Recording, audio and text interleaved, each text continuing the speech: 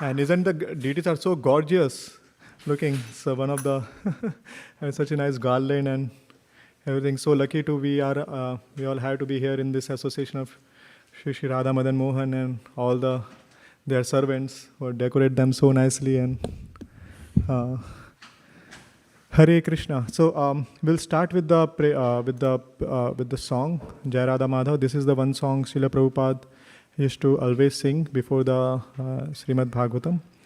Jaya Radha Madhava Kunja Bihari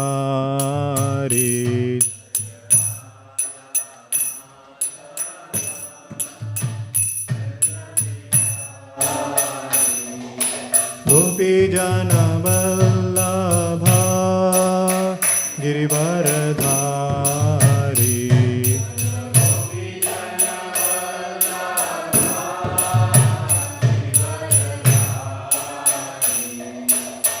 Yasodanandana Brajajana Ranjana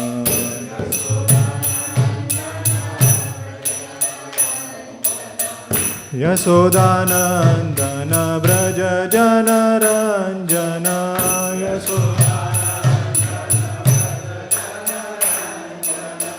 Yamuna Tira Vanachari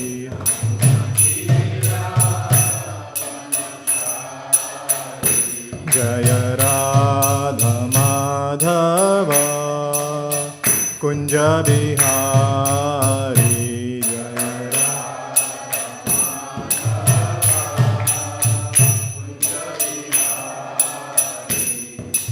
Gopi Jana Vallabha Girivaradhari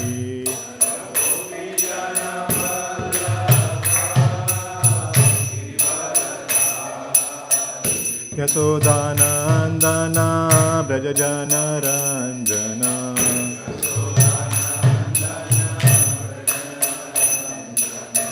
Yamuna Tira Vanachari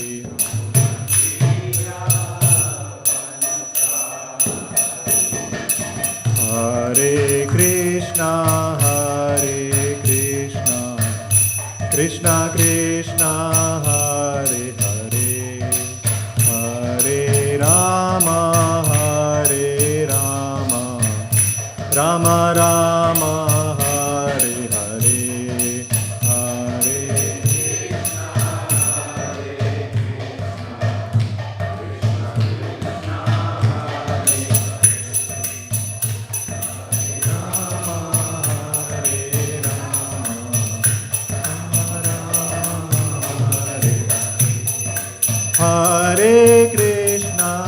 Hare Krishna Krishna Krishna Hare Hare Hare Rama Rama Rama Hare Hare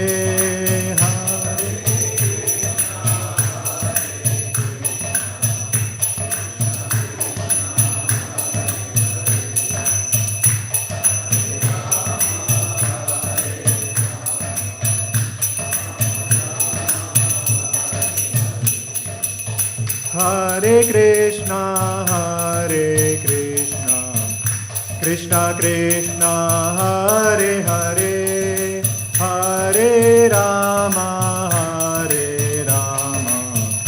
Rama Rama Hare Hare Hare Krishna Krishna Krishna Hare Hare Hare Rama Rama Rama Jaya Prabhupada Jaya Prabhupada Jaya Prabhupada Jaya Prabhupada Jaya Prabhupada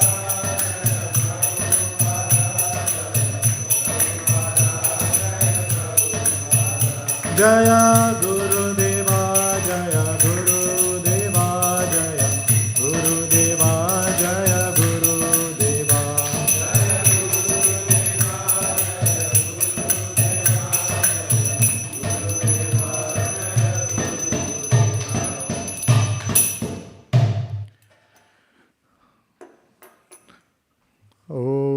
ज्ञानतिमिरान्धस्य ज्ञानाञ्जनशलाकया चक्षुरुन्मिलितं येन तस्मै श्रीगुरवे नमः। श्रीचैतन्यमनोभीष्टं स्थापितं येन भूतले स्वयं रूपा कदा मह्यं ददाति स्वपदान्तिकं। वन्देऽहं श्रीगुरो श्रीयुतापदकमलं श्रीगुरून् वैष्णवांश श्रीरूपं साग्रजातां सहगणा रघुनाथान्वितं तं सजीवं साद्वैतं सावधूतं परिजनसहितं कृष्णचैतन्यदेवं श्रीराधा कृष्णपादान् सहगणा ललिता श्रीविशाखान्वितांश। नमः ॐ विष्णुपादाय कृष्णपृष्ठाय भूतले श्रीमते भक्तिवेदान्त स्वामिनिति नामिने। नमस्ते सरस्वते देवे गौरवाणी प्रचारिणे निर्विशेषा शून्यवादी पाश्चात्यदेशतारिणे। हे कृष्णा करुणा सिन्धु दीनबन्धो जगत्पते गोपेशा गोपिका कान्ता राधा कान्ता नमोऽस्तुते। तप्त काञ्चन गौरांगी राधे वृन्दावनेश्वरी वृषभानुसुते देवी प्रणमामि हरिप्रिये। वाञ्छाकल्पतरुभ्यश्च कृपा सिन्धुभ्य एव च पतितानां पावनेभ्यो वैष्णवेभ्यो नमो नमः। श्रीकृष्ण चैतन्य प्रभु नित्यानंद श्री अद्वैत गदाधर श्रीवासादि गौर भक्तवृंदा। हरे कृष्णा कृष्णा कृष्णा हरे हरे हरे राम राम राम हरे हरे। हरे कृष्णा कृष्णा कृष्णा हरे हरे हरे राम राम हरे हरे। हरे Krishna Krishna Krishna Hare Hare Hare Ram Ram Hare Hare.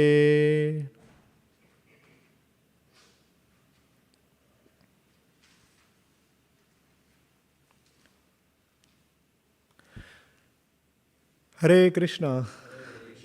Thank you so much for everyone for coming. I'm so grateful for all of you on this. Now it's holiday coming, so I know so many plans this going on, but still came here. And also to all our online audience, thank you for being here. Definitely grateful. And again, just to give before I speak, this is going to be like a more discussion, and so all of you are welcome to add. I'm just facilitating this class. I'm also like one of you. I was just sitting there a few years back, and somehow by the mercy of Srila Prabhupada, Vaishnava Acharya, and all my mentors, I'm just trying to facilitate this class for all of you. So please feel free to add this and this discussion. So thank you so much once again. Happy to have here. And so we'll start with the today's topic is austerity of speech, and I thought particularly because of we have a very special campaign here going on. It's called Prabhupada Speaks. How many of us are aware about that? Prabhupada Speaks. So these are some of the favorite slokas of Prabhupada, And which cantos are we doing this time, this campaign? Correct. Thank you so much. Anuradha, Radhika. Aradhita Anuradha Mataji, thank you. So 6, 7, and 9. So that's what is the we had discussion going on. So I was thinking that before that we can discuss why like some philosophical aspects, and then my desire is that we can review all the verses, at least give some context, and then if time permits, discuss few of them more. I know it's ambitious goal. So let's start with one of the verse from the Srimad Bhagavatam. And also this class actually directed by Krishangi Gopi Mataji. I'm just speaking here, but she is the actual director sitting in the in the booth there. So she's all the mastermind and slides and everything. So Mataji, if you can kindly put the 11.8.21 Srimad Bhagavatam. 11.8.21, and then we will come back to this around 9 o'clock something, or before 9 if we can reach, so that we can get some. So Srimad Bhagavatam is one of the Amal Puran, and that's what we are going to discuss today. And in 11th canto, there is a very famous section comes in 8th chapter, verse number 21. And maybe I'll speak, and then all of you can repeat. Naya Angajata nirvedo Deha bandham jihasati Yatha vijnana rahito Manujo mamatam nripa. Anyone will like to repeat? Vicky, Bhaktin Vicky.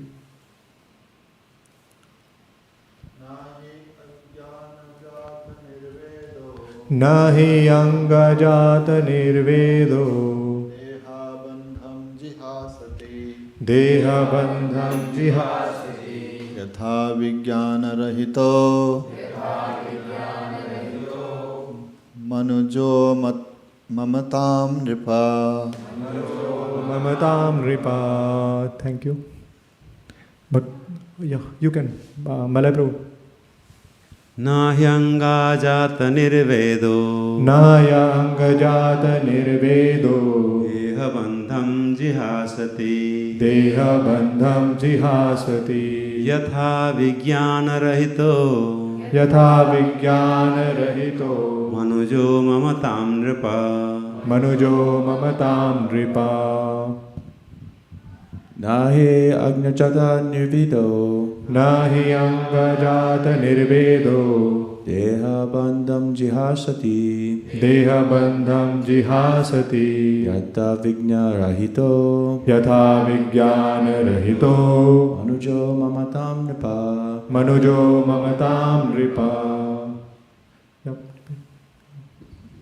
Nahyanga jata nirvedo Nahi angajata nirvedo Deha bandham jihasati Deha bandham jihasati Yata vijnana rahito Yatha vijnana rahito Manujo mamatam nripa.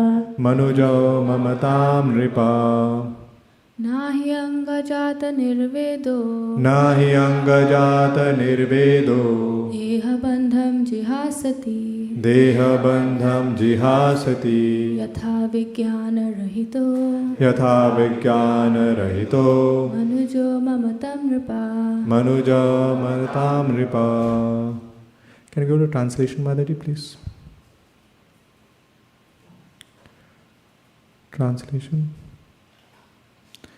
O king, just as a human being who is bereft of his spiritual knowledge never desire to give up his false sense of proprietorship over many material things, similarly a person who has not developed detachment never desire to give up the bondage of the material body. And can we go to the verse number 29? Sorry, 21. This is 21. Yeah, this is 29. This is 21. Yeah, translation. Although one may conquer all the other senses, as long as the tongue is not conquered, it cannot be said that one has controlled his senses. However, if one is able to control the tongue, then one is understood to be in full control of all the senses. So this is like a very, very instructive verse, and it's very, very kind of establishing like someone what are the things that we can do at the beginning stage of our Krishna consciousness or in our spiritual life is to control the tongue. That's what it says, and let's read the purport. By eating, one gives energy and activity to all the senses, and thus, if the tongue is uncontrolled, all the senses will be dragged down to the material platform of existence. Therefore, by all means, one must control the tongue. If one fasts, then all of the other senses become weak and lose their potency. The tongue, however, becomes more greedy to taste delicious preparation, and one finally indulges the tongue, all the senses quickly go out of control. Therefore, Srila Vishwanath Chakravarti Thakur advises that one accept Mahaprasad or the remnants of the Lord's food in a moderate proportion. Since the tongue's function is also to vibrate, one should vibrate the glorious holy name of the Supreme Lord and taste the ecstasy of pure Krishna consciousness. As stated in Sri Bhagavad Gita, Rasa Varjam Rasopyasya Param Drishtva Nivartate. Only by the higher taste of Krishna consciousness can one give up the deadly lower taste that keeps one imprisoned in the material bondage. Srila Bhaktisiddhanta Saraswati Thakur states that as long as one's intelligence is materially covered, one cannot understand the pleasure of Krishna consciousness. Trying to enjoy without Krishna, the living entities leaves the abode of Supreme Lord called Vrajbhumi and comes down into the material world where he quickly loses control of his senses. One becomes particularly victimized by the tongue, belly and genitals, which exerts intolerable pressure on the conditioned soul. These desires subside, however, when one reestablishes one's blissful relationship with the Lord, who is actually the reservoir of all pleasure. One who is attached to the taste of Krishna consciousness automatically follow all the rules and regulation of religious life due to spontaneous attraction to Visuddha Sattva or the mode of pure goodness. Without such spontaneous attraction, one is certainly bewildered by the pushing of material senses. Even the beginning stage of devotional service called sadhana bhakti, regulatory practice, it is so powerful that it brings one to the platform of anartha nivritti, where one becomes free from unwanted sinful habits and gains relief from the pressure of tongue, belly and genitals. Thus one is delivered from the bondage of material addiction and can no longer be cheated by the allurement of material energy. As it is said, all that glitters is not gold. In this regard, Srila Bhaktisiddhanta Saraswati Thakur recommend that we consider the following song written by his father, Srila Bhakti Vinod Thakur. All of our favorite songs, Sarira, Vidyajal, and then we can go to the translation. O Lord, this material body is a lump of ignorance, and the senses are a network of path to death. Somehow we have fallen into this ocean of material sense enjoyment, and of all the senses, the tongue is most voracious and uncontrollable. It is very difficult to conquer the tongue in this world, but you, dear Krishna, are very kind to us and have given us such nice prasadam just to control the tongue. Now we take this prasadam to our full satisfaction and glorify their Lordship Shri Shri Radha Krishna, and in love call for the help of Lord Chaitanya and Lord Nityananda. So you can see in this verse, like in the first part, is commentary by the Prabhupada's servant. They gave this 11th canto, and they were mentioning like how there are two things, like the tongue is he says like in the beginning, like how when we eat something, then we get the strength, right? And when we fast, then we don't get the strength. But the tongue is the one who is like kind of is controlling, is the gateway senses. Have anyone of you heard about gateway drugs here? Like there's a gateway drugs, or the gateway is like something that is the main thing of Gateway of India. I'm sure many of you are from India, so you know that Gateway of India is famous. It's like representing that this is the like something where it enters something. So similarly, the tongue is considered the gateway senses, and from its gateway senses, like all the other senses are connected. And if we can control the tongue, and that's what the verse today says. Like again, let's repeat the translation. Although one may conquer all the other senses, As long as the tongue is not conquered, it cannot be said that one has controlled his senses. However, if one is able to control the tongue, then one is understood to be in full control of all the senses. And what are the recommendation is given here to control the tongue? We have some mics, and please feel free to speak in mic if anyone has to speak. But what are the recommendation given here in the purport? Chant Hare Krishna, perfect. And that's what we had the first, our classes we started with our Japa circle. We chant Hare Krishna together. And second, yes, Bhakti team, you can take the mic, that too. Taking Mahaprasadam moderately. Oh, wow, that there is a phrase, the asterisk mark, moderate. Yes, we should take Krishna Prasad in moderately with that consciousness is the Krishna's mercy, and that's what, like in the one of the famous song, I didn't sing because people will think that class is over, and I thought, okay, let's translation, just read, and and that is says like how this prasadam is like the senses are network to the death senses, and but Krishna has given mercifully this prasadam, but we should honor in that consciousness, and when we honor that consciousness, it can. So it's such a simple process. Prabhupada used to tell there are only three things in Krishna consciousness. What are the three things? Chanting. We all chant. We dance, dancing, and feasting. It's such a simple process: chanting, dancing, and feasting. And that's what Chaitanya Mahaprabhu came. Like we are worshipping Chaitanya Mahaprabhu, and especially you can see in the left form, see Mahaprabhu is there. And that he gave such a simple process.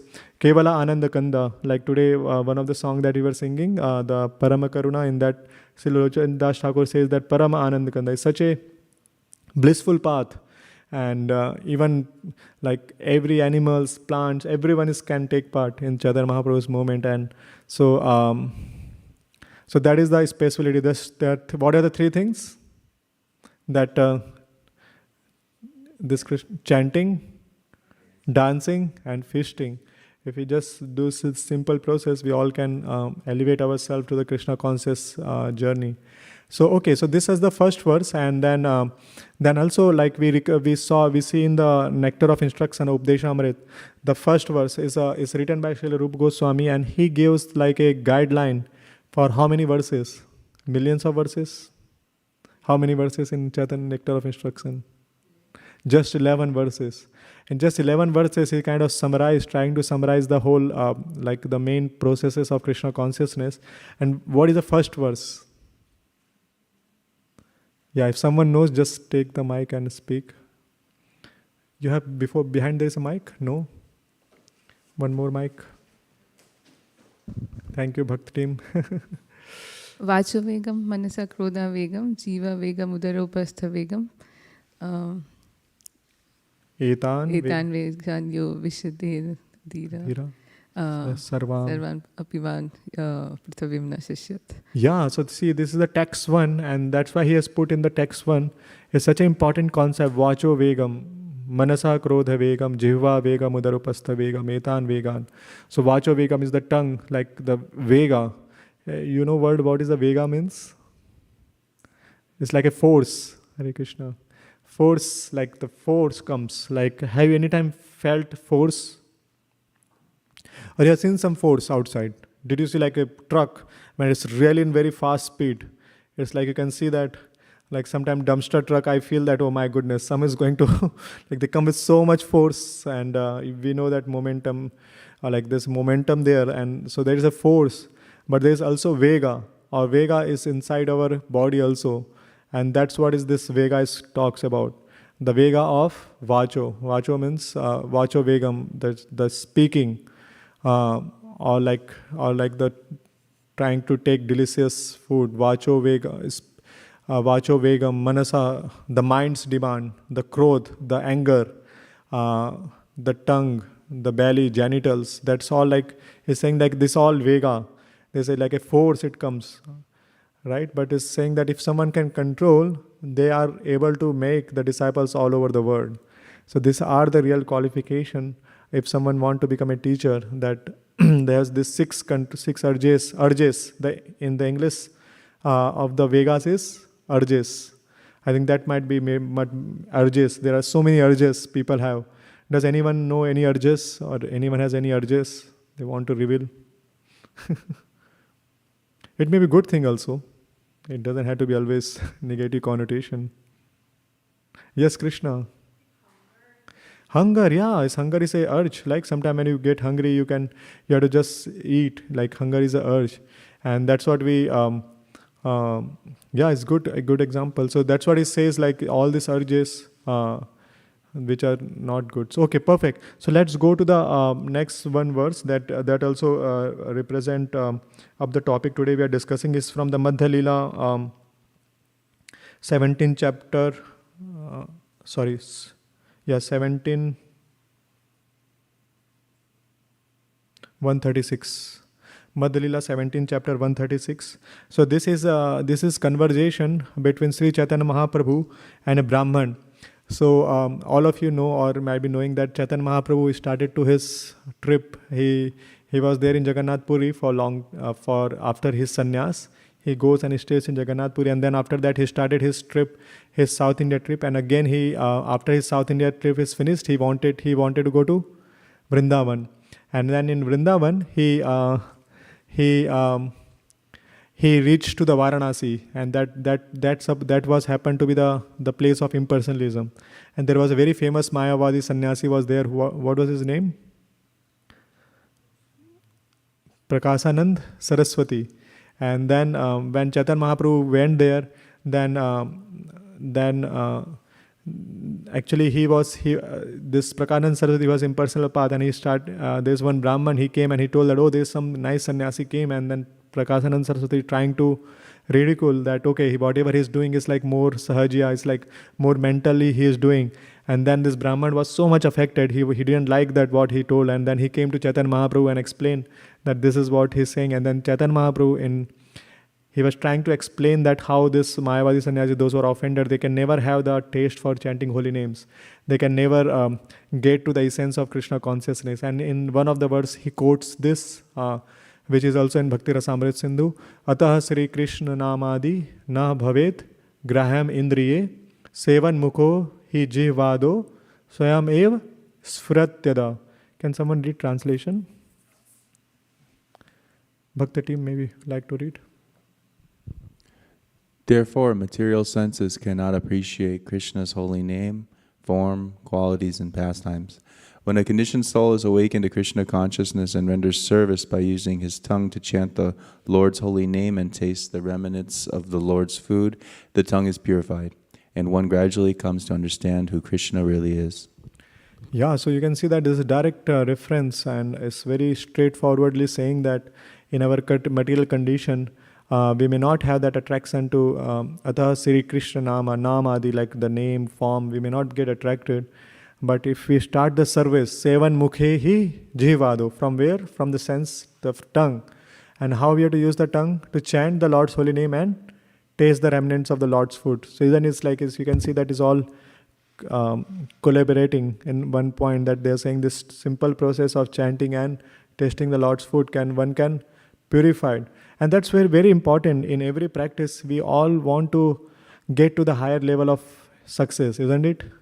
We're all human beings. We want to reach the highest potential. We want to reach. Similarly, in spiritual life, sometimes we may think that, oh, it's just like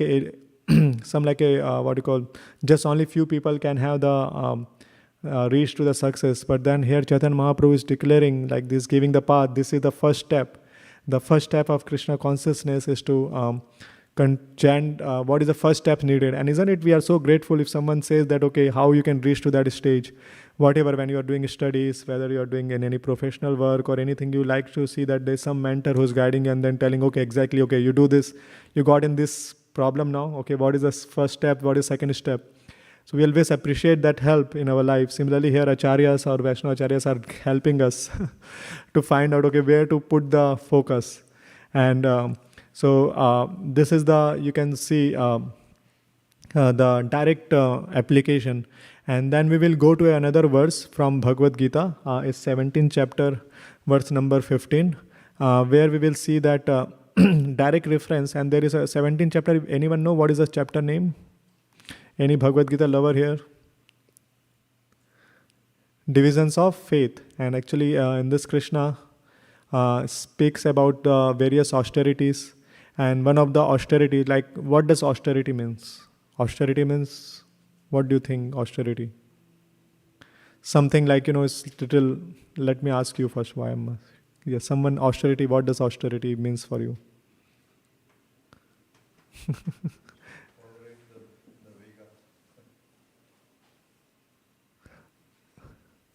Is to voluntarily tolerate the vega or pressure of the senses. Yeah, that's very nice correlation. Like we just read the urges, Vegas, and you're telling voluntary if you do, that is kind of a tapasya or austerity.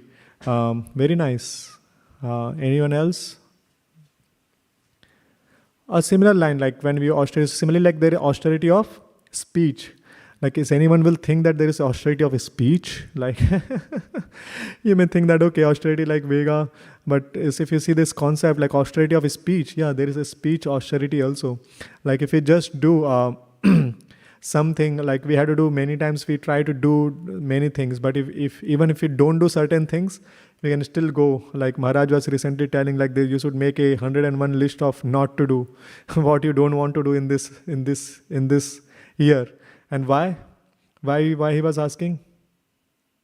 Because when you make the list 101, then you can get time for doing other things. That is really important, because sometimes our mind is just focused on the things that are not really valuable for us, and we are just kind of dragged down by all the Vegas and then all these urges. But when we are in the sane mind, especially when the year is ending now and the new year is beginning, we can take out some time to make some of our values, what are the priorities in our life, and what are the goals that I'm accomplishing. And one of the simplest thing you can do is like make a not to do list. Like some of the things that I can think of, like okay, social media, or like talking something unnecessarily, or prajalpa, or something kind of a wasting time in any XYZ activity that may not be like really, I know that it's not good for me, but still I'm there. So something we can put in our not to do list. And okay, so Madhu, yeah, can you please put that verse 17-15, Bhagavad Gita chapter 17 verse number 15. And this is a very, very beautiful verse. And in the Krishna says anudvega karam vakyam satyam priya hitam chayat swadhyaya bhyasanam chaiva vangmayam tapa uchyate. If we go to the translation, austerity of speech consists in speaking words that are truthful, pleasing, beneficial, and not agitating to others, and also in regularly reciting Vedic literatures. So we can see, let's read the purport. Can someone please read the purport? Otherwise, yeah, Aradhita Anuradhana. One should not speak in such a way as to agitate the minds of others. Of course, when a teacher speaks, he can speak the truth for the instruction of his students. But such a teacher should not speak to those who are not his students if he will agitate their minds. This is penance as far as talking is concerned. Besides that, one should not talk nonsense. The process of speaking in spiritual circles is to say something upheld by the scriptures. One should at once quote from scriptural authority to back up what he is saying. At the same time, such talk should be very pleasurable to the ear. By such discussions, one may derive the highest benefit and elevate human society. There is a limitless stock of Vedic literature, and one should study this. This is called penance of speech. Right, so you can see that there are so many things in this verse has been told. Something is like you don't agitate the mind, like something is prohibited, like there's not to do list. You should not agitate the mind of the people unnecessarily, unless you are a teacher, like that's what Prabhupada says, like if you're a teacher and if you're a responsibility, or a father or mother, or like if you're that kind of a duty, that's a different thing. But if you're not, then try to not agitate the people's unnecessarily minds, right?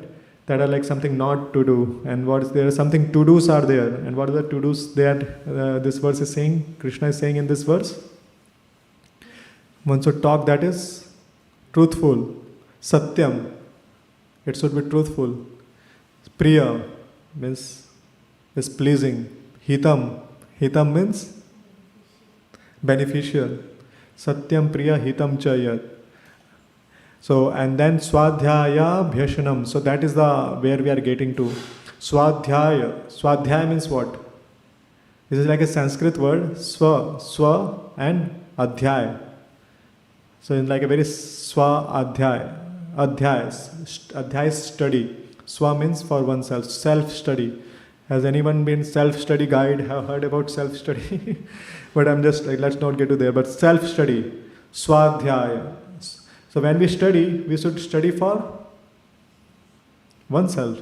It's not for erudites showing this scholarship, or it's not that something that we want to like to show the knowledge. It's for oneself. Swadhyaya.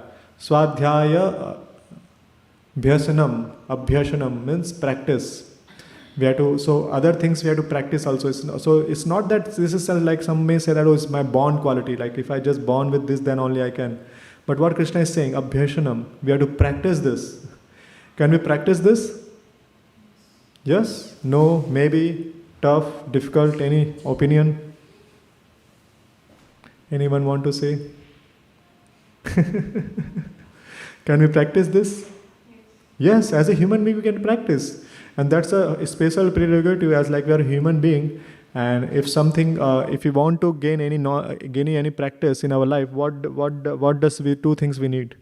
If we want to get mastery in anything, we need knowledge and we need practice.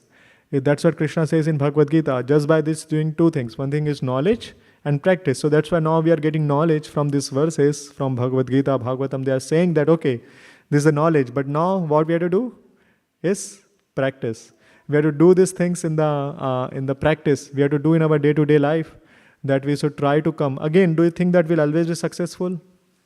No, it's not that. But do you think that it's required, if we want to be successful, we have to be failure sometime. And then if we just bring again and again, okay, we may not be always successful, but let's start somewhere. Let's start somewhere our practice. So that's why when we keep in this mind, we'll definitely be successful one day.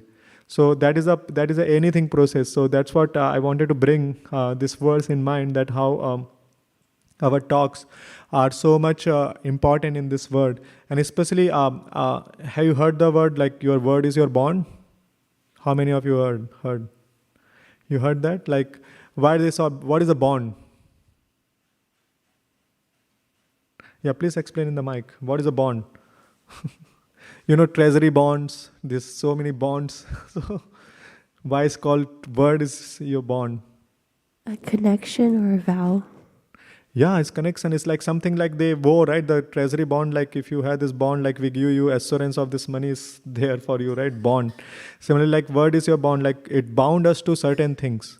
And what it is bounding, either it can bound us to more and more in this material world, or it can bound us to the spiritual world, or it can make us more and more spiritual. So it's just how we use our words is all that. So words are free, right? Do you think word has any charges? No, right? It's a phrase. But how we are using, that makes the word effective. And the most effective speech we can have is the scriptural speech, like the one that we learn from the Shastras. That are like one of the golden things we can learn in our life and can practice. And it's very, very, like even if you just go out and just watch the nature, you'll find so many animals, so many birds. Do you find that they had tongue? Right? Whose tongue you have seen till now? Any birds, animals? Huh? Maybe cows. Or like animal, like you might see that every has someone tongue, but the human being has the special tongue. Like that is a difference between all other tongues, because they all can't chant what we discuss, like chant Hare Krishna. Is they might be, I don't know, but it's very tough for them. But as a human being, like we can make construct, like we can learn something.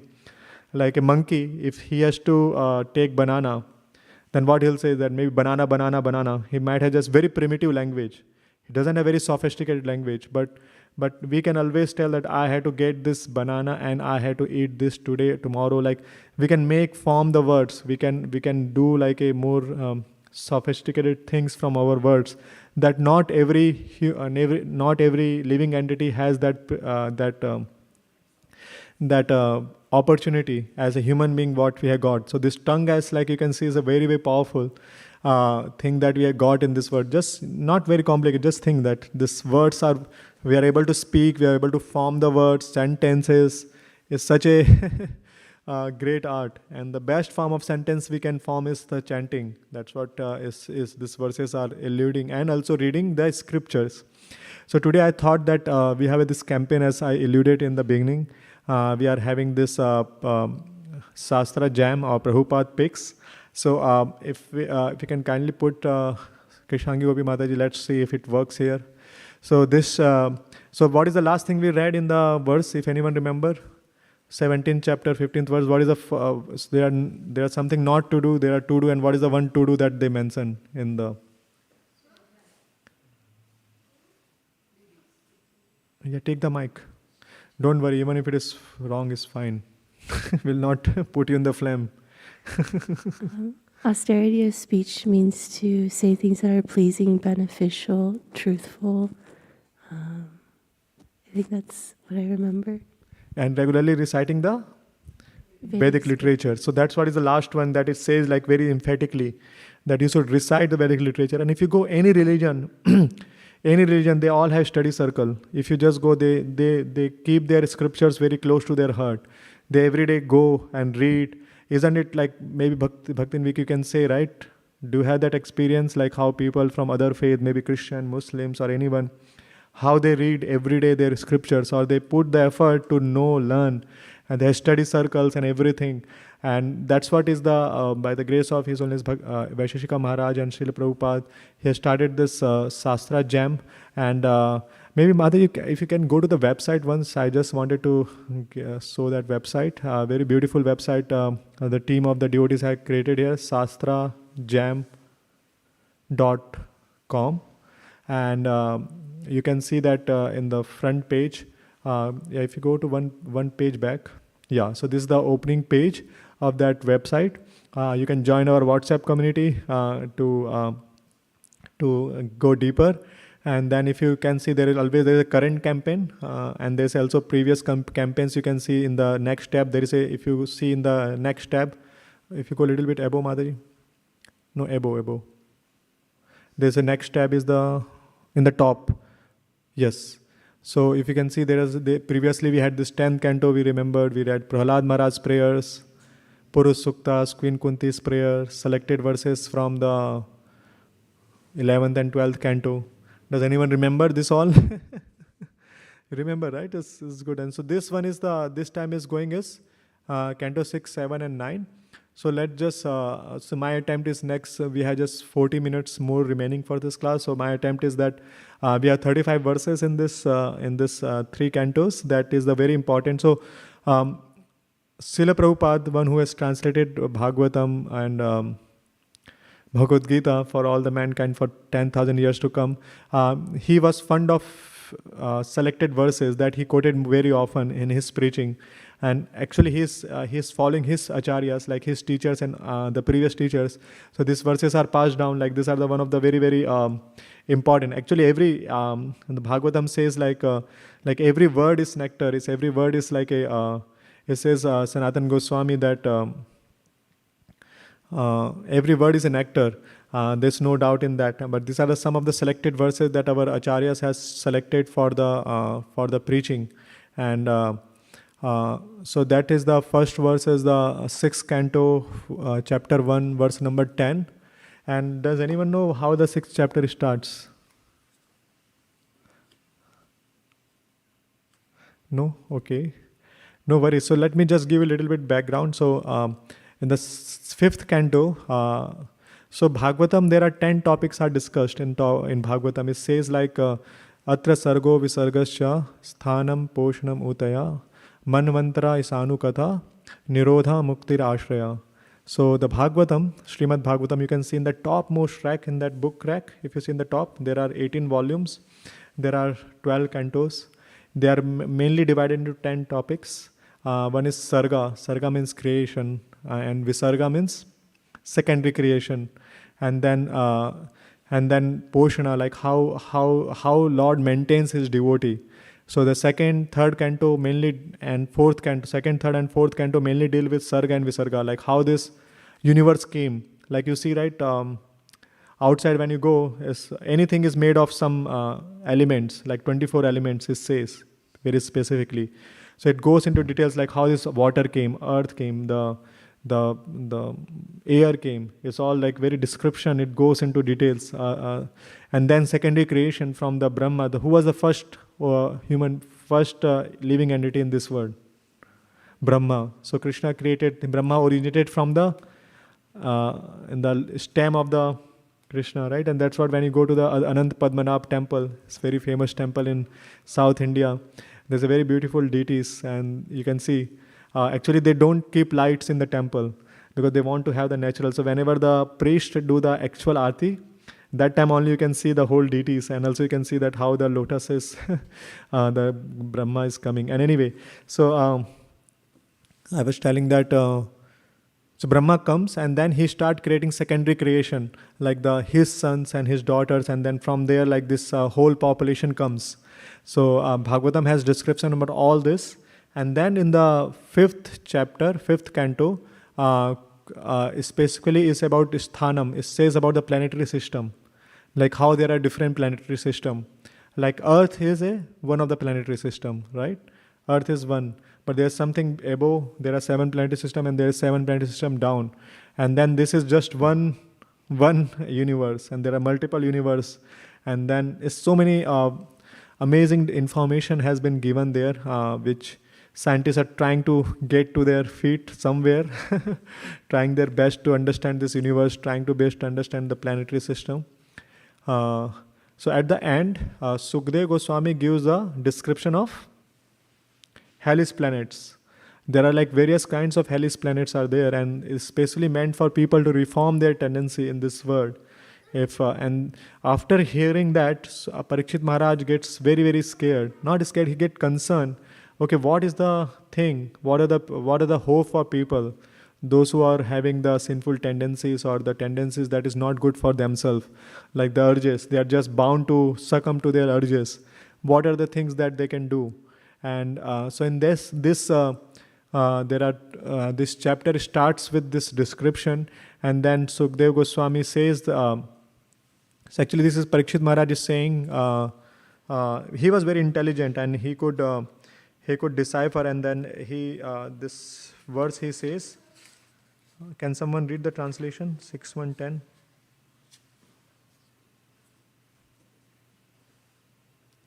Anyone, yeah, who has mic, please read the translation. Hare Krishna. Sometimes one who is very alert so as not to commit sinful acts is victimized by sinful life again. I therefore consider this process of repeated sinning and atoning to be useless.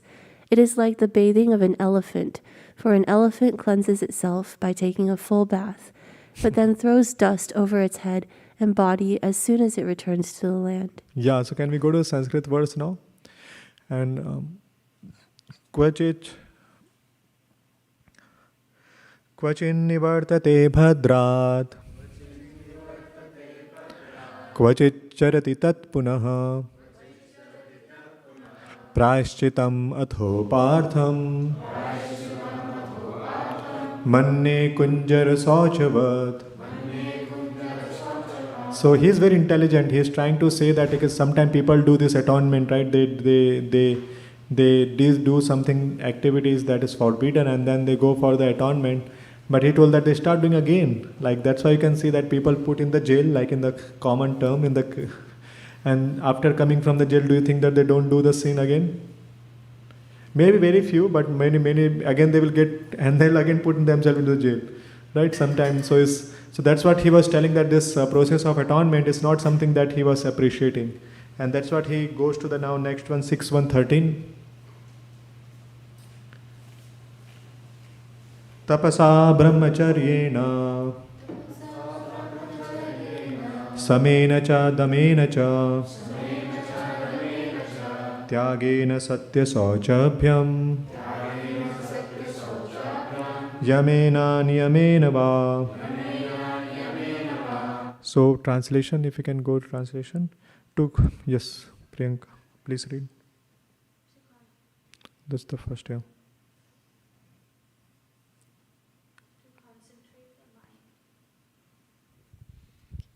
To concentrate the mind, one must observe a life of celibacy and not fall down.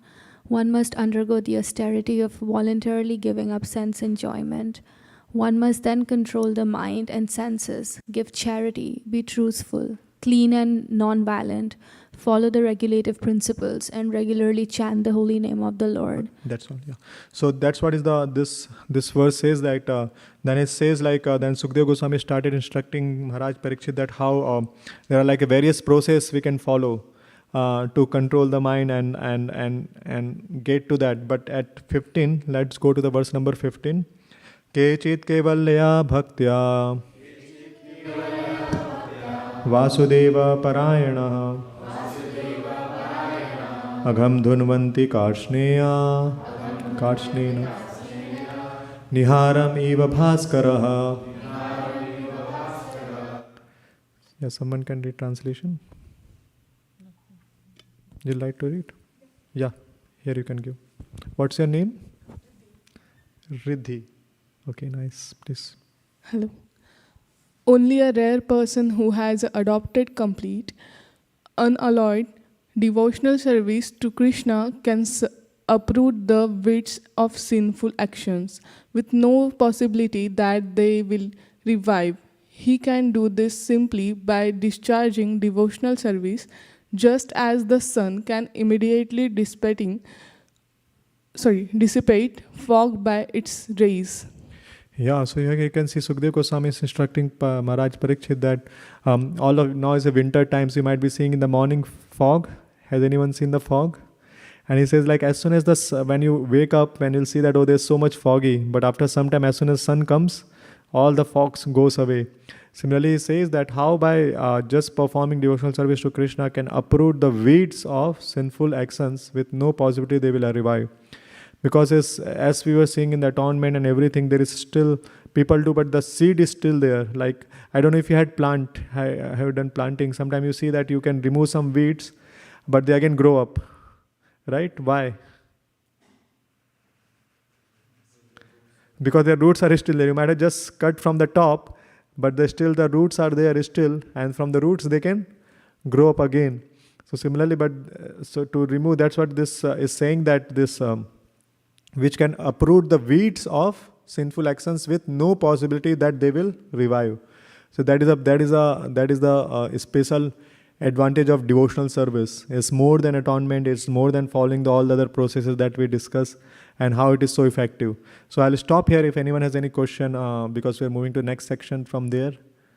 Is this helpful? This discussions? I hope so. This will at least will inspire you to remember these verses when you have some more context and can get into more details. Yes, anyone has any question, any reflection? As I told you, this is more discussion, so happy to have any questions or thing you would like to, any online audience or anyone for that matter. Yes, Jai, can I prove?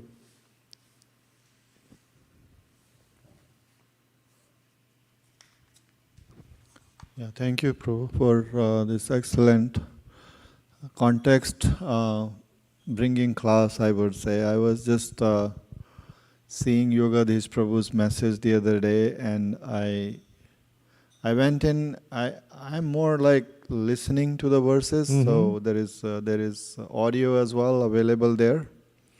So I listen to them, but then having context is something that is bringing them out one by one. Okay, this is how it connects. So yeah, thanks a lot for doing that, and I think it's now becoming easy at least to connect for me with this campaign, and I should be able to better participate, I would say. So, Oh, that's great. Thank you. That made my day there. for saying that. I was just thinking it will be helpful or not. It's very helpful. Prabhu. Thank you. So, thank you, Jai Kanai Prabhu. So, let's continue. We have still how many verses remaining? 32. We just finished 3. Okay, so next one is 6140. Yamaduta uchuhu Veda pranahito dharmo Ya dharmastad viparyayah Vedo narayana sakshat Swayambhur iti shushruma. Can someone read translation? Who is next? Yeah. What's your name, Prabhu? Ashish Prabhu. Thank you. Please read. Hello. The Yamadutas replied that which is prescribed in the Vedas constitutes dharma, the religious principles, and the opposite of that is irreligion. The Vedas are directly the Supreme Personality of Godhead, Narayana, and are self-born. This we have heard from Yamraj. So now there is a famous story. So as I was telling, like this canto says about portion, like how God maintains his devotee. Like he's not like a current word. You see that the employer is just interested till the time you are working for them, and once your work is over, then tata bye bye. We don't know each other. Or even when you're working, there may be so many other things. But this Krishna is something different. He's there for us always. He was there. He is there, and he will be always there. He's just waiting for us to turn to him. And this. So what happened that there's a famous story that Sukdev Goswami says about to delineate the holy name, power of holy name. He says the story of Ajamil, one who was a very dutiful Brahman, and then he got somehow connected with the bad activities, and then he lost his all Brahmanical qualities and he started doing all sinful activities. But at the end, he kept his last son name Narayan. And then at the time of death, he was just trying to call his son Narayan, and then he died, and then after death, who came? The Yamadutas. Why the Yamadutas came? Yamadutas are the messenger of Yamraj, who takes especially those who are sinful people, and then he come there and they start taking, and then similarly, who appeared there? Vishnu Dutas. Vishnu Dutas are the messenger of Vishnu, and they tell, what you are doing here? Like then Yamaduta told to Vishnu Duta, what you are doing here? Then Vishnu Duta told Yamaduta, what you are doing here? Like this guy, so they told, then there is a kind of discussion arises between both of them. So, and then this is Yamaduta is like, they were also like very, they are not like, they are also very learned people. So they are also trying to quote and back quote from the Shastras and everything. So that's what they are saying in this, that which is prescribed in the Vedas constitute dharma, religious principle, and opposite that is irreligion. The Vedas are directly the Supreme Personality of Godhead Narayan and are self-born. Like this Vedas we say, right, is all self-born, Swayambhu. At the last word says, correct? What is the say? It Swayambhu iti shushruma. Swayambhu means is self-born. Vedas are. It's not like man-made. Someone has made them. So that's what they have heard. So and what is the last word? Sushruma. We have heard. So it's very, very powerful thing, heard. And that's what Krishna says in Bhagavad Gita 7 chapter verse number 1. Anyone knows verse 7 chapter 1 verse? This is one of the most frequently quoted Bhagavad Gita verse from Bhagavad Gita by Srila Prabhupada.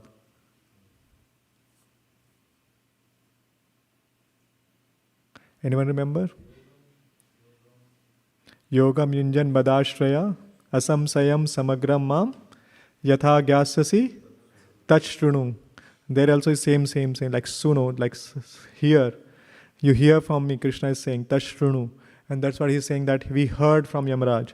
So this hearing process is very, very powerful. And that's what we'll see in the next few verses, like how hearing is the what constitute. Like whatever we speak, actually first we hear. Like I was recently a little bit studying the people, how they learn. And you'll be surprised to know that those who doesn't, like those who can't speak, those who can't hear, those who can't see, who has the toughest problem in learning anything? Guess in this. Those who can't hear, they are the toughest problem, because hearing is the process. If your hearing is good, you can learn the things, but if your hearing is not, then you can't learn the things. And that was something a surprise for me. Hearing is such a powerful thing that we may not understand, but it's such a powerful thing, hearing, that just by hearing we can learn many things. And hearing is the process that is all this Veda scripture. Vedas are also called what? What is the other name of Vedas? Shruti. Shruti means hearing. You hear Shruti. So Shruti and Smriti. The Puranas are called Smriti and the Vedas are called Shruti. So let's move on. 6.3.19, the next verse. So now there is a fight ensue and between them, and they kind of going back and forth and everything. And then now they go to their master. Who goes to their master? Yamadutas. That how can it possible that this person was... so they had just very preliminary knowledge, the Yamadutas. So they went to their master and then they said the same complaint. So now he is trying to describe. So let's see what the Yamaraj is instructing his Yamadutas. 6.3.19. Dharmam tu sakshat bhagavat pranitam. 6.3.19. 3rd chapter, 19th verse. 6th canto, 3rd chapter, verse number 19. Dharmam tu sakshat bhagavat pranitam.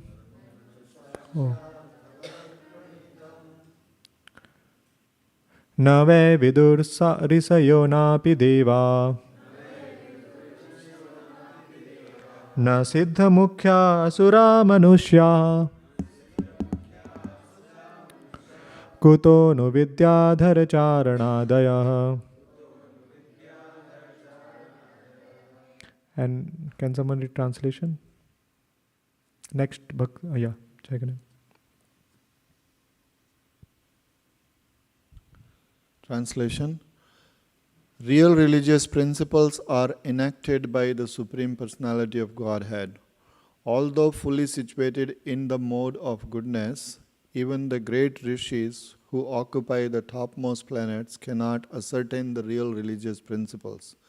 Nor can the demigods or leaders of Siddhaloka, to say nothing of the asuras, ordinary human beings, vidyadharas and charanas. Yeah, so Krishna is directly telling, and let's read the purport. Yeah. When challenged by the Vishnudutas to describe the principles of religion, so that's what I was telling, right? When the Yamaduta said, Veda pranayito dharma. So you remember the previous verse? Is that what you remember? That's what this verse they quoted, Veda pranita dharma. The religious principles are the principles enacted in Vedic literature. They did not know, however, that the Vedic literature contains ritualistic ceremonies that are not transcendental, but are meant to keep peace and order among materialistic person in the material world. Real religious principles are nestre gunya, above the 3 modes of material nature or transcendental. The Yamadutas did not know this transcendental religious principle, and therefore when prevented from arresting Aryamila, they were surprised. Materialistic persons who attach all their faith in the Vedic rituals are described in Bhagavad Gita 2.44-42, wherein Krishna says, Veda vada rata partha nanyad astiti vadina. The supposed follower of the Vedas say that there is nothing beyond the Vedic ceremonies. Indeed, there is a group of men in India who are very fond of Vedic rituals, not understanding the meaning of these rituals. And then we can go to the last paragraph. Here it is stated that the real religious principle, that one. The real religious principle is that which is given by the Supreme Personality of Godhead. That principle is stated in Bhagavad Gita, Sarva dharman parityajya mamekam saranam vraja. One should give up all other duties and surrender unto the lotus feet of Krishna. That is a real religious principle. Everyone should follow. Even though one follow Vedic scriptures, one may not know this transcendental principle, for it is not known to everyone. To say nothing of human being, even the demigod in the upper planetary system are unaware of this. So that's what this, let's just unaware of it. This transcendental religious principle must be understood from the Supreme Personality of Godhead directly or from his special representative as stated in the next verse. So it says that either Krishna or from his special representative, and that's what the next verse. Swayambhu Narada, next verse 2021. Swayambhu Narada Sambhu Kumara Kapilo Manu Prahlado Janako Bhismo Balirvaya Sikirvayam Etavaneva Lokes. So, yeah, that is okay. So that is the only verse that is there in this.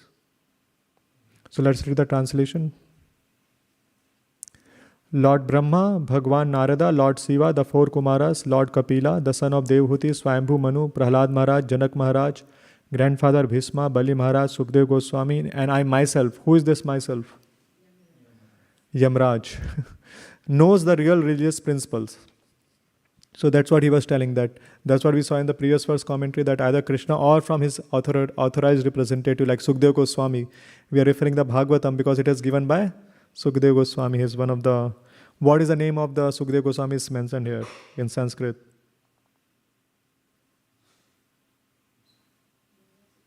Vyasikir.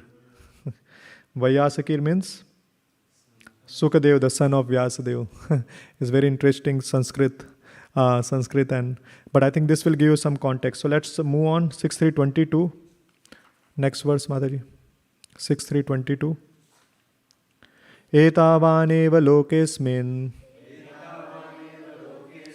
pumsam dharma parasmrita bhakti yogo bhagavati tannama grahanadibhi. Yeah, can someone read translation? Bhakt, Tim, your turn. Devotional service, beginning with the chanting of the holy name of the Lord, is the ultimate religious principle for the living entity in human society. So see, now he's kind of clarifying. I think how we started our class, again, see, you can see that is again circling back to the same thing. By the Yamraj, he's saying, because he wanted to show the effect of holy name, right? That's what the story started. How can Ajamil just say Narayan and get such a highest thing? And that's what he's trying to explain here. So let's go to the next one, 6.3.31. Hare Krishna, welcome. 6.3.31. Tasmat Sankirtanam Vishnur Jagan Mangalamam Hasam Mahatam Api Kauravya Vidya Kantika Niskritam. Malapru. Sukadeva Goswami continued, "My dear king, the chanting of the holy name of the Lord is able to uproot even the reactions of the greatest sins. Therefore, the chanting of the Sankirtana movement is the most auspicious activity in the entire universe. Please try to understand this so that others will take it seriously." Wow, what a verse this is, right? He's saying that he's given you the formula. But again, we should be very careful. We should not use this formula for our advantage, that someone do the sinful... I know none of us, but I'm just saying that some may say that, okay, let me do the sinful activity and do the chanting. No, that is not recommended here. It just say that sometime by mistake or by something it happened, or even in previous life, we don't know. We just have the knowledge of this life. But we all have our own karmas from the previous life. So that's what he's saying, that is able to uproot even the reactions of the greatest sin by chanting. And then last line is very important. Please try to understand this. So who is saying to whom? Please try to understand this. Sukadeva Goswami is saying to Parikshit Maharaj. And who was Parikshit Maharaj? He was the king. He was the king of the whole nation that time. Parikshit Maharaj is bigger than any presidents of this tiny countries. He was there was only one country, and that was ruling all over the world. So it's very important, and even Bhagavad Gita, Krishna also says, "Yat yat acharati sreshta tat tad eve tarojana sa yat pramana kurute lokas tat anuvartate." Thank you, Malay Prabhu. So what it says, like whatever the great people perform, the common people follow. And that's what he's trying to instruct him, that hey, so Parikshit Maharaj, you should do better this. Like you can say that someone is going and preaching Mr. T in the president in the White House that, okay, if you chant, everyone will chant. I'm sure, I don't know about the his, but if someone is good, then definitely it has effect. Like we know that recently again, I'm just trying to give some real life examples. Like in the current, I'm not like in some politically I'm promoting someone here, but if you see in India, the Prime Minister of India gave the Bhagavad Gita to the Russian president when he came and visited just last month, right, or this month. And then now there are some devotees in Russia. They reported that as soon as there is like everyone is asking now, what is the book that he gifted? We want to read that book, and like doing nothing. The what you call the popularity of Bhagavad Gita got so much. Like they have very like little hard time to distribute, but now people themselves are coming to know, okay, what are this Bhagavad Gita? What are this saying? So, so it's very important that all of us are here leader in some way or other. We all have some responsibilities, and then especially many of you came from your immigrants, and then you can see that people think you as like you already study, or even if you're born here, in whatever case, like we are in the top percentile, you can say, in living in this America, and we can use that also to share this knowledge with other people, because they think that we are successful in whatever way, a materialistic way, but if the similar thing, if we ourselves adopt, they also will try to follow this. That's a small thing from this we can take. Let's move on. We are still how many verses? Okay, forget about that. We'll do whatever we can do. 6:14:5. 6:14:5. Yes, so now the story comes, and there is a very famous story of Vrittasur. How many of you heard about Vrittasur here? Okay, few of you have heard about Vrittasur. So Vrittasur is like a very amazing character because in some scriptures he is described as like a demon. But like the Bhagavatam brings the actual glory of Vrittasur. He's saying that he was a demon, but he was actually a devotee. He just got a curse, and then so starting from chapter 8 or 9, I don't recall, in the 6th canto, it starts the story of Vrittasur. And before that, there's so many other stories, but because of less of time, will not go. But let's just remember Vrittasur incident come, and he was like a very, like you can say, he was like considered as a demon. And then at end when he got killed, then Parikshit Maharaj asked this question, and he was just surprised to see like how come this demon, he was having so much consciousness on God at the last moment. And then he was started describing that how there are so many living entities in this world, right? And out of so many living entities, there are very few human beings as compared to all the other living entities. Like in just below this tiny temple, there are how many living entities are there? Can you imagine? In billions of billions. Just below this small, there's so many germs, they're all living entities, right? So if you see, human beings are very rare, and out of that human being, very few are those who are wanted to do they are looking for self-realization, or they are looking for something higher than the normal. Like all of you who came in this Saturday morning, who gets up in Saturday morning after a whole week of work, and so all of you in the top percentile of that is spiritual people, those who came. And then, so this verse talks about that. He was trying to explain that the highest thing, and let's read this verse, then we will go. Muktanam api siddhanam Narayana Parayana Sudurlabha Prasantatma Kotiswapi Mahamune. Krishna, your turn. O great sage, among many millions who are liberated and perfect in knowledge of liberation, one may be a devotee of Lord Narayan or Krishna. Such devotees who are fully peaceful are extremely rare. Yeah, so that's what is the status of, he saw that the status of Vrittasur was. So he was just surprisingly thinking how it is possible. And then from there the story starts, and that is the next verse, 6:17-28. 6 canto 17:28. So what happened then? Then Sukdev Goswami starts deciphering. Oh no, he started telling that he was in his previous life was King Chitraketu, and then there is a famous story of he very amazing stories there in the about how he doesn't had son, and then they perform the austerities and they get a son, and then he died, and then all this happen, and then he gets perfection, and then he's traveling one day in the sky, and then he sees Lord Shiva with Parvati, and then he unintentionally, he didn't mean to ridicule, but Mother Parvati took in that way that he's ridiculing, like he was laughing.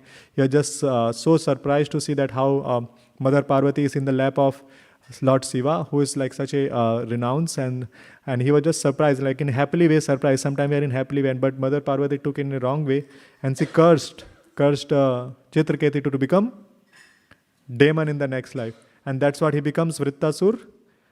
That's why he has to become Vrittasur. And that's what this verse comes, where Lord Shiva says, what does he say? Let's see. Narayana parasarve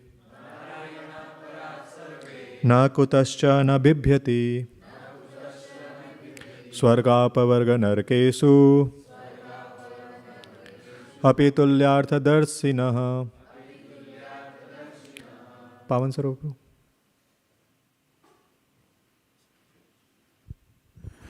Devotees already engaged in the devotional service of the Supreme Personality of Godhead, Narayan, never fear any condition of life. For them, the heavenly planets, liberation, and the hellish planets are all the same. For such devotees are interested only in the service of the Lord. Yeah, so you can see this verse. He was not, so he could actually counter curse if he wanted, but he didn't do, because they are only interested in service. He told that even if I have to become demon, I'm okay. And that's what you'll read that pastime, you'll just be crying that, okay, how he was serving as a demon. And sometimes life puts us in such situation that we have to do some service which may not be our nature. Like what is the biggest example? Like you can see the Arjuna in Bhagavad Gita. What he has to face through, Arjuna. He has to face through, that's what the Bhagavad Gita starts, that he has to face through all his relatives in the beginning of Bhagavad Gita. And he says that how can I kill my teachers? How can I kill my grandfathers and the one who has raised me? So sometimes life can put us in some situation which seems like very, very difficult to navigate.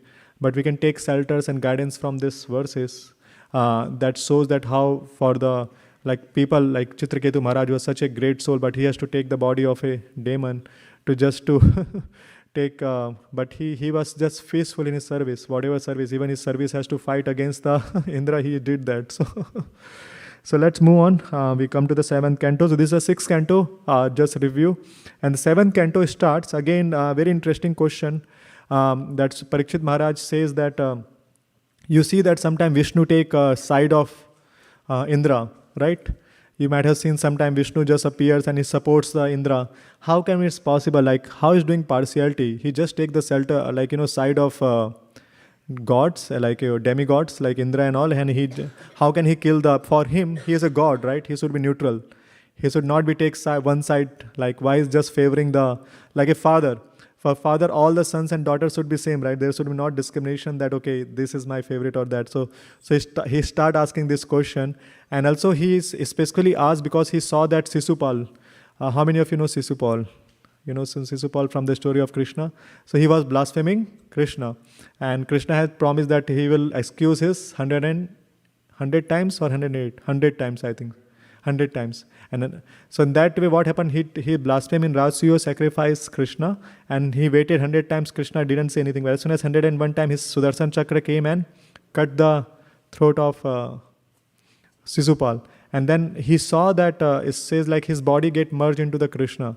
So now, Parikshit Maharaj asking question: how come it's possible? He was like such an enemy, and how come his body can merge? So this verse is 7:130 onwards. Specify that thing. So let's just quickly read so I can give some reference. Kama dveshad bhayat snehat yatha bhakti shvare manah aveshya tad agham hitva bhavastad gatim gata. So this is like Narad Muni instructing King Yudhishthir. So actually, so Sukdev Goswami and Parikshit Maharaj, and then Sukdev Goswami quotes the other conversation that is happening between Narad Muni and Parikshit Maharaj. So that is a very interesting Bhagavatam. There is a story within a story within a story. So like everyone is heard from something. So let's see translation. Whose turn is there? Yeah, please go ahead. Can you just please on the mic? Many persons have attained liberation simply by thinking of Krishna with great attention and giving up sinful activities. This great attention may be due to lusty desires, inimical feelings, fear, affection, or devotional service. I shall now explain how one receives Krishna's mercy simply by concentrating one's mind upon him. Yeah, so it may be like different feeling. Let's go to the next verse. Gopya kamad bhayat sneho 31, yes, Mother, 31 and Gopya kamad bhayat kamso dvesaschaidyadayo nripa sambandhat vrishnaya snehat Yuyam bhaktya vayam vibho.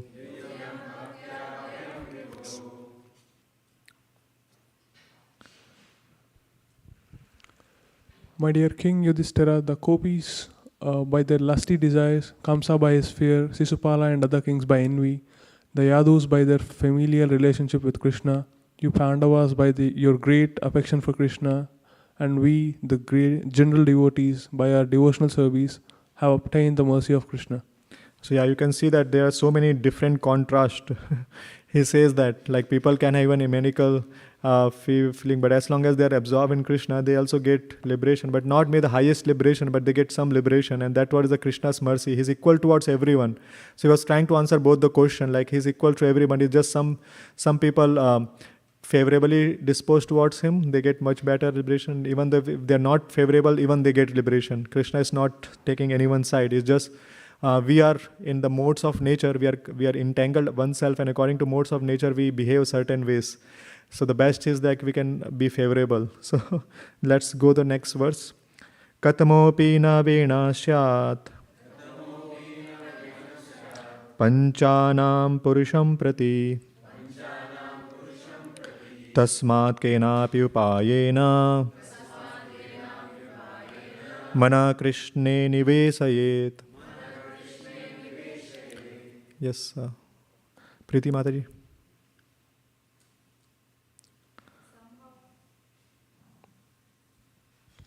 Somehow or other, one must consider the form of Krishna very seriously. Then, by one of the 5 different processes mentioned above, one can return home, back to Godhead. Atheists like King Vena, however, being unable to think of Krishna's form in any of these 5 ways, cannot attain salvation. Therefore, one must somehow think of Krishna, whether in a friendly way or inimically. Yeah, so it's very far out verse, but that's what is saying the concepts, like how either you favorably or unfavorably. But if some Vena, he's mentioned like he didn't get anything because he was like a atheist. He doesn't have any neither. He didn't had thought about any form, whether in favorable or unfavorable way. So these are the 3 verses that specifically talks about some philosophical aspects of Krishna consciousness. So that's what it says. So I think we are top of the hours, we reached to the time. I thank you all for your kind attention and coming here in this morning. It was really a pleasure to spend this. Nothing better can be on the Saturday morning to read Bhagavatam together and go into the depth. If anyone has any question or reflections, we can take. Just let me just see if anyone is there here. I'm sure they will be there, Bhakti community or from book distribution to announce, so that we can. Mother, you can go back to the Jumbotron, our Zoom, and if any announcement, if want to people make. Yes, Mataji is here. So let's welcome our Sankirtan leader, her guest Malini Mataji,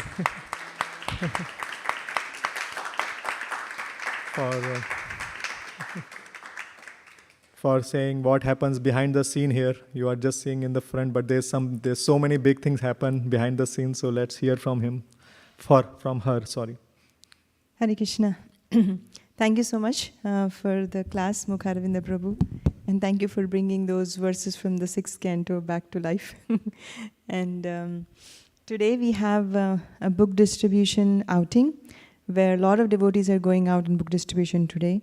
Today is supposed to be one of the second biggest shopping day, because the one day after Thanksgiving is already over, but today is the last Saturday before Christmas. So everybody is looking for some gifts to give to their loved ones. And this is a perfect opportunity to present Bhagavad Gita. And because what can be a better gift than Bhagavad Gita? Something that can change people's life, that can be for their eternal benefit. And actually they can take a friend home. Because Krishna says that I am the friend, he's Suhrudam Sarva Bhutanam. So we can give them the Bhagavad Gita, a friend home. And the friend who actually can reciprocate unlimitedly. There is no limit on how much Krishna can reciprocate. So perfect opportunity. Please join today. We have many, many spots. One in San Jose, one in Cupertino, one in Fremont, Milpitas area, one in Dublin, Pleasanton area. And we have, I don't know, Western Sankirtan team. Are you going to Berkeley? Yes, one spot they're going to Berkeley. Youth Sankirtan is going to Walnut Creek. I'm just saying the names of the cities because if you're close by somewhere and if you're listening to this broadcast, you can text me.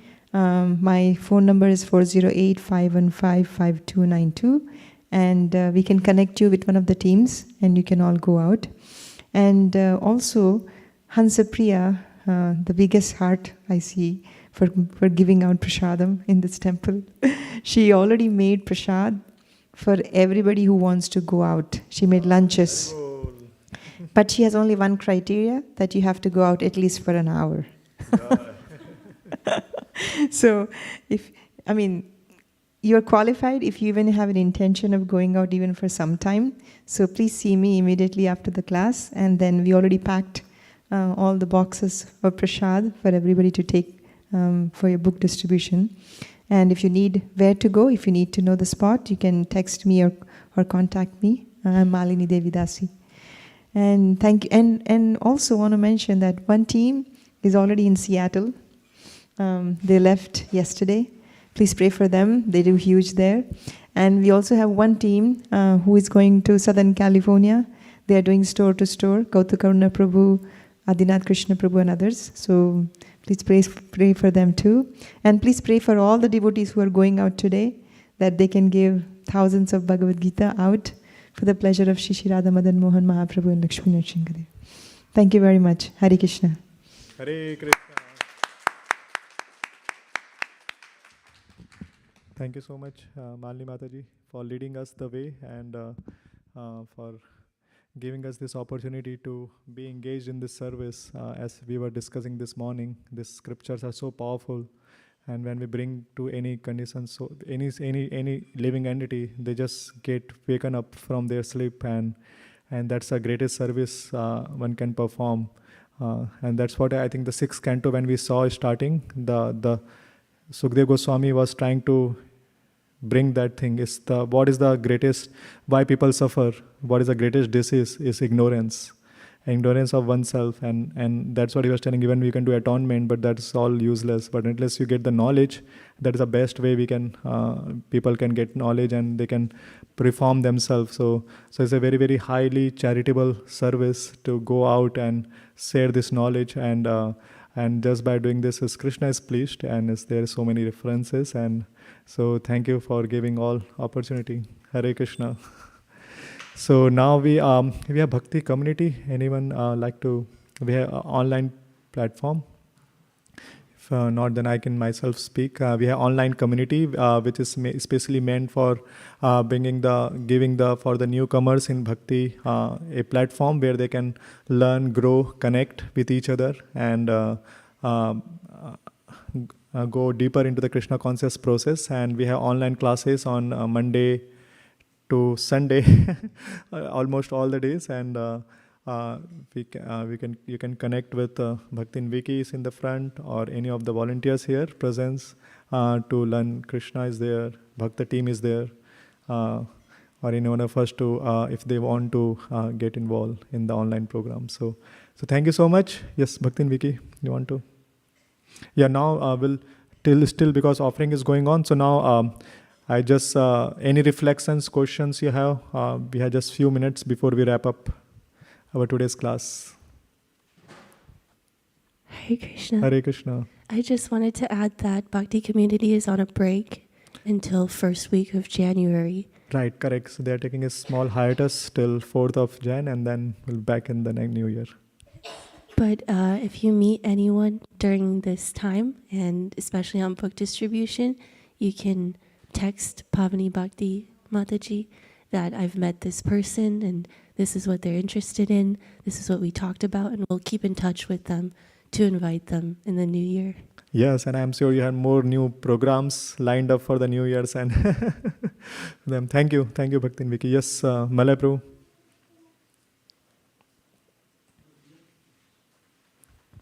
Hare Krishna. Hare Krishna. Thank you, Prabhuji, for today's Bhagavad class.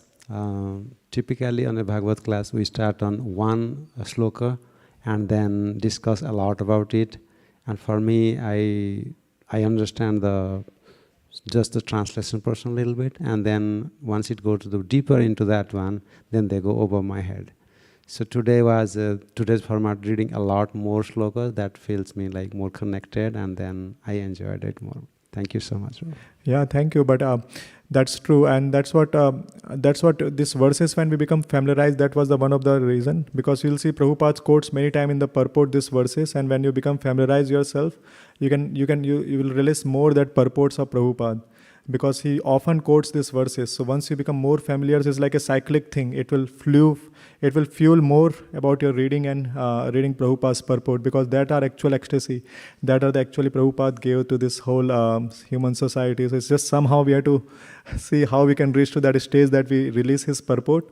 And I feel that this is one step toward that. When we start seeing that why is quoting, because now you also understand this verse, what this mean, and then before that verse come, you yourself will tell, oh, I'm sure this verse is going to come in the purport, because you know that sequence, how is this going. So that's what Prabhupada's mastery, that he wanted all of us to become a teacher and share this knowledge with others. So it helps. Thank you. But yeah, I like your comment. Yeah, Hare Krishna. Anyone else? Yeah, Krishna. I have a question. So thank you for talking about Shastra Jam and reciting and memorizing verses. I think that's a big weakness. I feel like memory, I feel like in this world, I feel like I've lost my memory as I've grown older, because everything is on the phone. Like we can just search for something. So I think we don't use that part of the brain that much. So just wanted to ask, how do we memorize verses from your experience? Yeah, I'll just give a very simple formula. Whenever you get this how question, H-O-W, how, the most of the time answer is association. Just find the right person who has the mastery. If you that all how question can be answered by that simple thing. So if you find how, if any of these activities, how means how can I do, right, something. So you just find the persons, and that's what we are grateful that His Holiness Vaishika Maharaj has created this community. So even people, those who doesn't have any knowledge, those who have all the knowledge, or in between, anyone, they all can learn from each other and grow. So that is always community effect that helps to learn. And again, it's not we have to be, as I told in the beginning of the session, we don't have to be scholar. We are not looking for swadhyay. It's for our own self. We want to do it for our purification, and Krishna learns. So Krishna likes to that we know these verses. And so yeah, I know what you're saying is difficult. I can also attest.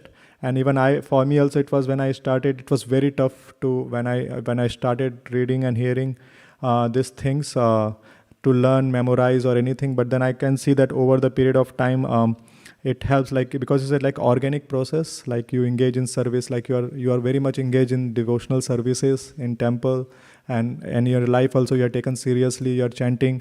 So it's all like a cyclic effect. You will not believe that, okay, how can you remember, or how can you just recite verses? It just will come to you. But only thing we have to do is practice. We have to put ourselves to this knowledge. Okay, let me just open. Okay, for myself, okay, this is campaign. Let me take the least most, maybe one verse I'll do. Start with that. Or I always suggest that, okay, out of 35 verses, I'm sure one verse you know, 100%. Just see that 35 list, because you heard so many times in classes or something. Start with that one verse and then slowly go to second, third. And this is not the last campaign. We can always try more in the next campaign. So I'll always say it's good to keep in focus, I think so, and don't get distracted by the results, whether you remember, not remember. It's Krishna. He says in Bhagavad Gita, right? 15th chapter, verse number 15. What does he say? Sarvasya chaham hedi sannivishto matta smritir jnanam apohanam cha. He says that from me comes remembrance, forgetfulness, and knowledge. Thank you. So knowledge, forgetfulness, and remembrance. So it's coming. So if someone is saying that, who is giving? Even atheist, who gives the knowledge to be atheist? Krishna is only giving, because he wants to be. So Krishna is giving, okay, you want to be atheist, I am giving you knowledge to become atheist. So, so everything comes from Krishna. So basically, but if you just sincerely pray, I'm sure you'll learn. And actually there's a lot of, and because we are all modern persons, you can just little bit see how the Sanskrit effect in the brain. You can just search. There are so many documentaries that says like how the brains, by learning Sanskrit, it really forms certain neurons, and it will help you in your day-to-day, even normal life. This is facts. So when you study this thing, then you'll, there are so many facts. It's all benefit-based marketing, right? Some of you are marketing here, so you can know when you understand the benefits, then you become more for any prospects in the life, right? So if you know the benefit, what is the benefit of this? So learn something like what is the benefit of learning Sanskrit. There are so many documentaries, scientific proof, and then it will help you. Again, I totally resonate with it. It's just technology, and that's why we are not against technology, but how it is. Like infiltrating our memories, everything that would have been happening after many generations. They are just bringing very close, like our memories, like getting retention power and distraction. All these things are byproduct of unfortunately the byproduct of technology. Though it has such a nice effects that we are all able to connect, like people are online, they can hear, but also it has some side effects. So we have to be just balance it out, and we have to be really determined. Determination is something that you can achieve anything. So thank you, but thank you for a genuine question.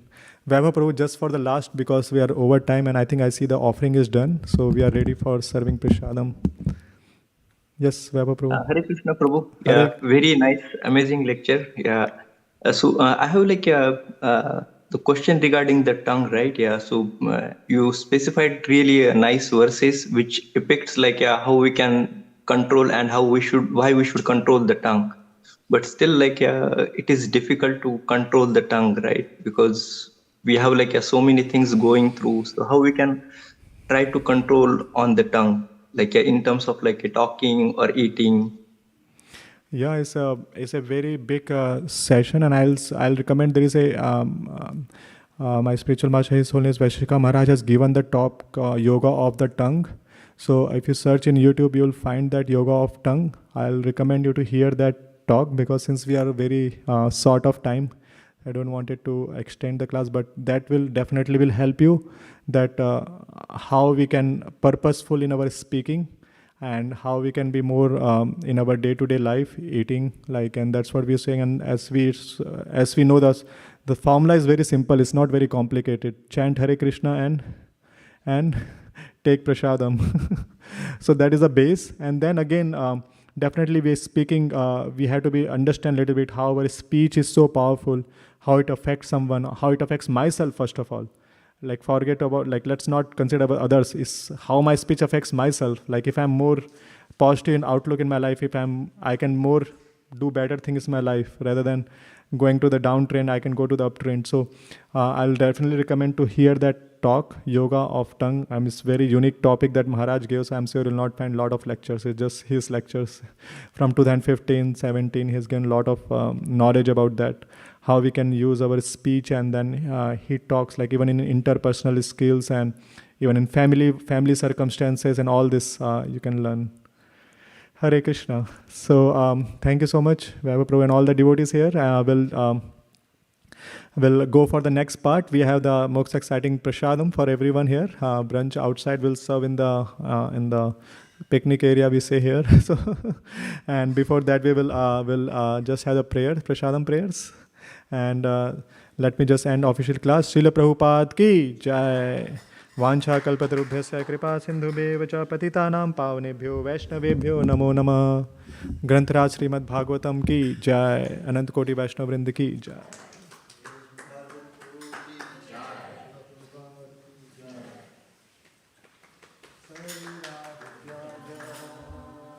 जोड़ेन्द्रियाता है काल जीवे फैले विषय सागरे मध्य जीवाति लोभमसु दुर्मति ताकि जेता कठिन संसारे कृष्ण